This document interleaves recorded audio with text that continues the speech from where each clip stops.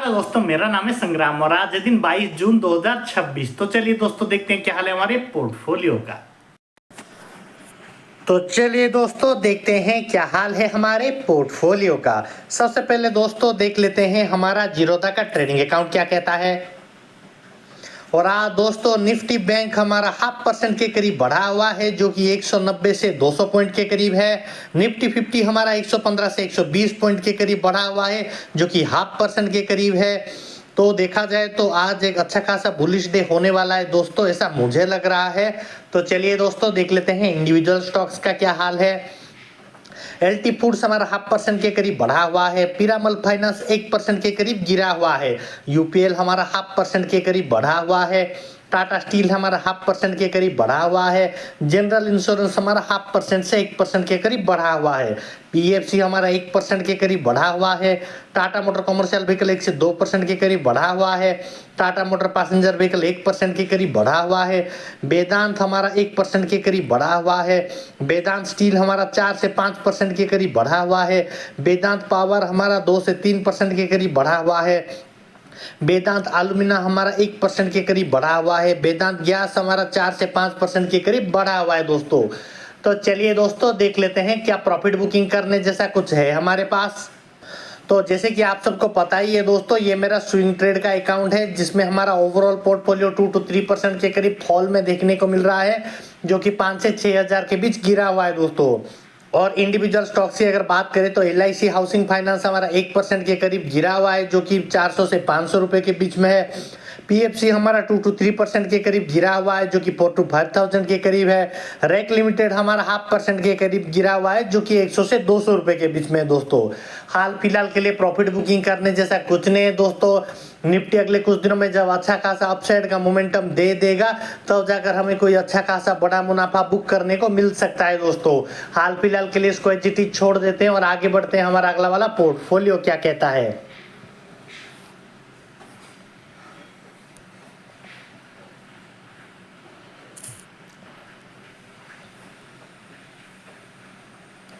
तो ये है दोस्तों हमारा कोटक न्यू का पोर्टफोलियो, जिसमें हमारा ओवरऑल प्रॉफिट 13 to 14,000 के करीब दिखा रहा है।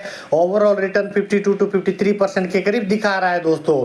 इंडिविजुअल स्टॉक्स की अगर बात करें तो एलटी फूड्स हमारा 13 to 14,000 के करीब बढ़ा हुआ है, 53 to 54% के करीब। और यहाँ पर दोस्तों हमारा विमप्लास्ट, जो कि हमारा सेलो वर्ल्ड के साथ मर्जर में कन्वर्ट हो गया है, अभी तक हमारे पास आया नहीं है, हाल फिलहाल के लिए अभी गायब है दोस्तों। अगले कुछ दिनों में जब मर्जर पूरी तरीके से कंप्लीट हो जाएगा, तब हमारे पास ये स्टॉक वापस आ जाएगा दोस्तों नए वैल्यूएशन के साथ। तो अच्छा खासा बुलिश मोमेंटम शायद इस स्टॉक में हमें देखने को मिल सकता है दोस्तों। हाल फिलहाल के लिए इसको छोड़ देते हैं और आगे बढ़ते हैं हमारा अगला वाला पोर्टफोलियो क्या कहता है।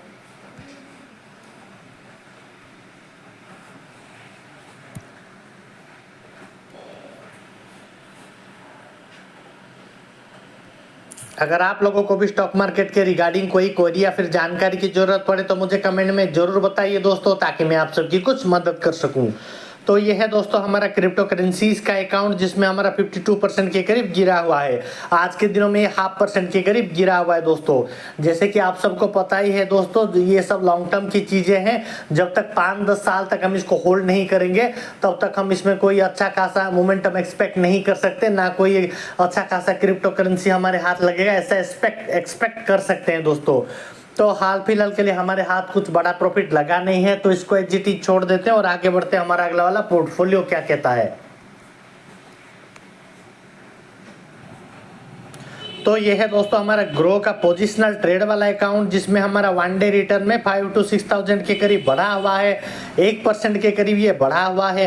टोटल रिटर्न्स में हमारा 24 to 25,000 के करीब गिरा हुआ है दोस्तों, 3 to 4% के बीच में।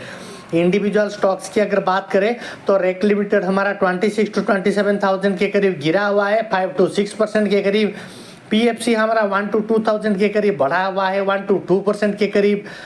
तो हाल फिलहाल के लिए इसमें कोई अच्छा खासा बड़ा मुनाफा बुक करने के लिए नहीं मिल रहा है दोस्तों, हमें थोड़ा और वेट करना पड़ेगा, ताकि निफ्टी अगले कुछ दिनों में थोड़ा ऊपर जाए और अच्छा खासा हमें मोमेंटम के साथ बड़ा प्रॉफिट बुक करने के लिए मौका मिले।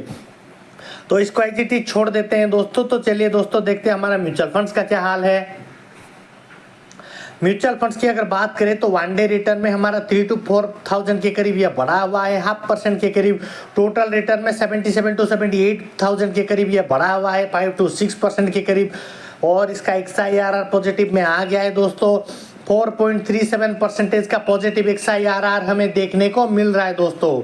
तो हाल फिलहाल के लिए हमें इसमें कोई चेंजेस करने की जरूरत नहीं है दोस्तों। हमारा म्यूचुअल फंड अच्छा खासा परफॉर्म कर रहा है, डरने की कोई बात नहीं है दोस्तों।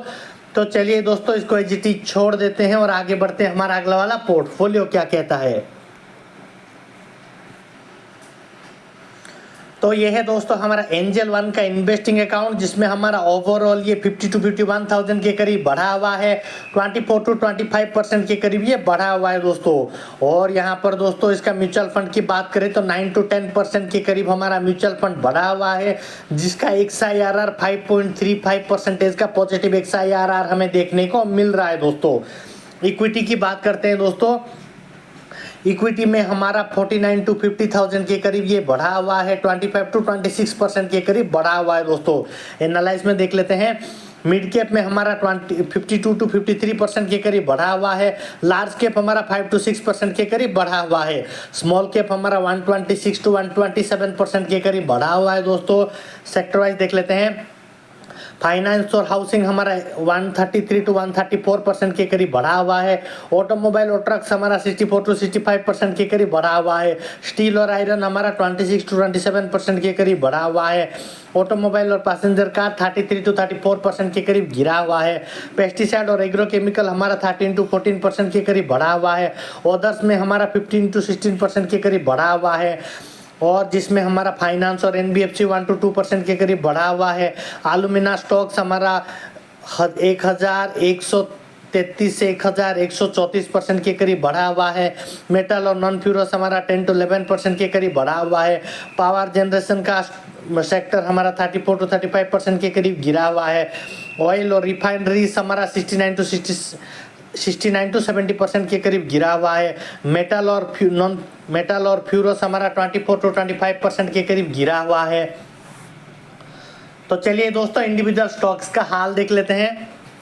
तो यहाँ पर हमारा वेदांत एल्यूमिना 1133 से 1134% के करीब बढ़ा हुआ है। कमल हाउसिंग फाइनेंस हमारा 133 to 134% के करीब बढ़ा हुआ है। Tata motor commercial vehicle 65 to 66% के करीब बढ़ा हुआ है। टाटा स्टील हमारा 26 to 27% के करीब बढ़ा हुआ है। UPL हमारा 13 to 14% के करीब बढ़ा हुआ है। वेदांत हमारा 10 to 11% के करीब बढ़ा हुआ है। PFC हमारा 6 to 7% के करीब बढ़ा हुआ है। जनरल इंश्योरेंस हमारा 2 to 3% के करीब बढ़ा हुआ है, गिरा हुआ है। जनरल इंश्योरेंस हमारा 2 to 3% के करीब गिरा हुआ है। वेदांत स्टील हमारा 24 to 25% के करीब गिरा हुआ है। Tata motor passenger vehicle 33 to 34% के करीब गिरा हुआ है। वेदांत पावर हमारा 34 to 35% के करीब गिरा हुआ है। वेदांत ऑयल एंड गैस हमारा 69 to 70% के करीब गिरा हुआ है दोस्तों। तो हाल फिलहाल के लिए हमारा इक्विटी अच्छा खासा परफॉर्म कर रहा है दोस्तों, डरने की कोई बात नहीं है। तो चलिए दोस्तों, मिलते हैं हम हमारे अगले वाले एपिसोड कल में।